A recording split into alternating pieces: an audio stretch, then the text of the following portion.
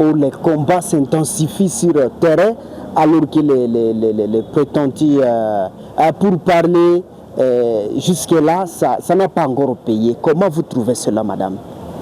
En fait, nous sommes en train de suivre qu'il y a des accords qui sont en train de se signer à partir de Washington et qu'il y a des pourparlers à partir de Doha. Et la guerre s'intensifie. Nous sommes en train de dire que l'accord ne peut avoir des résultats que si les partis au conflit s'engageaient à trouver la solution.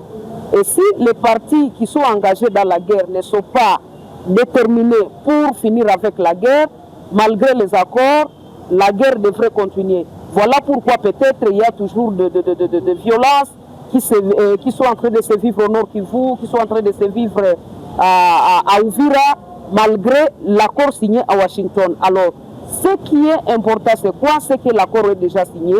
Mais l'appel que nous lançons, c'est au président de l'Amérique, Donald Trump, qui a été facilitateur de l'accord, de faire le suivi jusqu'à l'effectivité de l'accord pour que l'accord puisse avoir un impact sur le terrain. Dans le cas contraire, ça serait du temps perdu. Et nous n'arrivons pas à croire que ça serait du temps perdu parce que nous croyons toujours à l'accompagnement du président Donald Trump.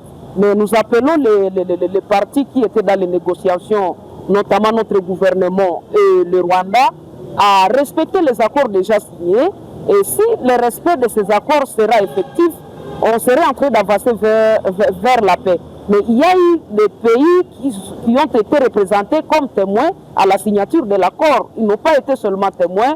Nous les invitons aussi à conscientiser les deux parties, la RDC et le Rwanda, à matérialiser les accords pour l'application effective dans la République démocratique du Congo. Nous voulons savourer les retombées de l'accord et nous voulons vivre la paix telle qu'envisagée dans l'accord. Mais comment vous trouvez la population d'Uvira qui marche pour soutenir le M23, qui disent non, en tout cas au retrait de ces rebelles dans cette région? Comment vous pouvez analyser ces différentes marches organisées dans des zones occupées par l'AFC M23?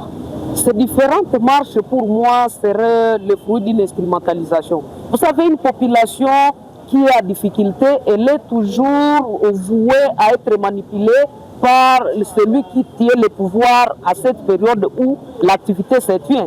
Je ne suis pas en train de voir une population en train de s'engager sur ce terrain-là, tout en sachant qu'il y a eu des avancées sur le plan des accords, et commencer à dire nous disons non au retrait des M23 ou des RDF. Je suis en train de passer à une manipulation.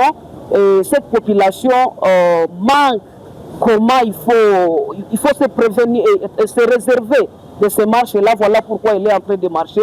Mais au moins si les deux partis, les RDF ou les AFC pouvaient laisser la population dans la neutralité, ça pouvait aider la population à garder son sens patriotique que de la manipuler pour des marches qui tiennent pour des intérêts des cas. Alors, la population qui est à Uvira, c'est une population vraiment qui ne sait pas prendre une position pour s'opposer à ces marches. Mais je pouvais vraiment suggérer que la paix arrive pour aider la population à ne pas tomber dans ce genre d'instrumentalisation. Oui, la fête de Noël, ça arrive dans un contexte sécuritaire. Avez-vous un message particulier aux femmes, surtout qui sont en tout cas dans des zones minées par l'M23, par les ANDF? Pour les femmes qui sont dans les zones à guerre, nous sommes en train de les appeler à la résilience. Parce que c'est cette résilience qui va leur permettre de garder leur santé mentale saine.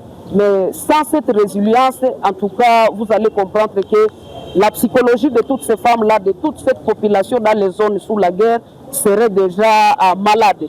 Voilà pourquoi nous sommes en train de dire que seule la résilience peut aider nos mamans, nos membres de famille qui sont dans les milieux à guerre de bien se comporter. Et la fête, elle est en train d'arriver. Nos frères qui sont en milieu de guerre, nos mamans, ne vont pas fêter comme ça a toujours été avant. Elles sont obligées de fêter avec la peur au ventre Et ça, c'est contre les violations, c'est vraiment des violations des droits des citoyens. Les citoyens pouvaient savourer leur fête, mais la situation sécuritaire ne leur permet pas. Voilà pourquoi nous disons, là où elles sont, les mamans, dans les milieux à guerre, de bien toujours procéder à la surveillance sécuritaire. Parce que c'est pendant la fête qu'on peut toujours trouver des problèmes en matière de sécurité. L'ennemi peut se faufiler dans la population, mais si on procédait à la surveillance sécuritaire, on peut constater qu'il y a déjà un mouvement qui bouge dans le sens négatif. Et j'appelle toujours cette population, le moment dans cette zone-là, dans ces zones à guerre, de collaborer avec les services de sécurité, écouter les conseils et orientations des services de sécurité. Ça peut aider à fêter à toute assurance en matière de sécurité. Mais la situation n'est pas favorable dans plusieurs zones. Nous sommes désolés, c'est la situation qui traverse les Congolais de la partie orientale de la RDC. Mais nous sommes en train de dire, ne perdons pas espoir, gardons confiance à notre gouvernement. Un jour, la paix sera rétablie et nous allons fêter prochainement dans les bonnes conditions.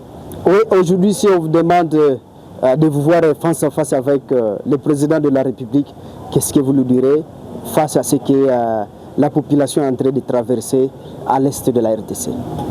Si je me rencontrais avec le président de la République, les mots sont simples.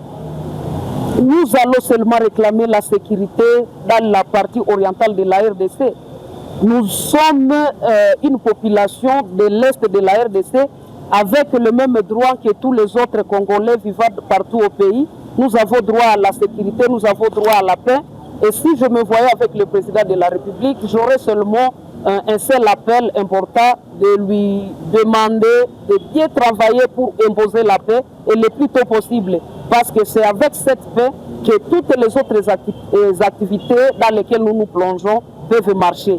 Aujourd'hui, c'est à cause de la guerre que nous les femmes, nous subissons les violences sexuelles, nous subissons, nous sommes en train de voir nos enfants être tués, nos maris être tués, nous avons aujourd'hui des orphelins, nous-mêmes nous sommes tués et nous arrivons à laisser même nos enfants orphelins. Nous n'avons qu'à réclamer la paix et si le président pouvait écouter d'ailleurs ma voix à l'heure où je suis en train de parler, il devrait comprendre que la paix, c'est la seule d'arrêt que nous réclamons à l'est de la République démocratique du Congo et le reste pouvait suivre par-dessus. En tout cas, Madame Mbambu Devote Luvuno, nous vous disons merci d'avoir accepté, surtout volontairement, l'invitation sur notre, donc l'invitation à notre chaîne. C'est nous qui vous remercions.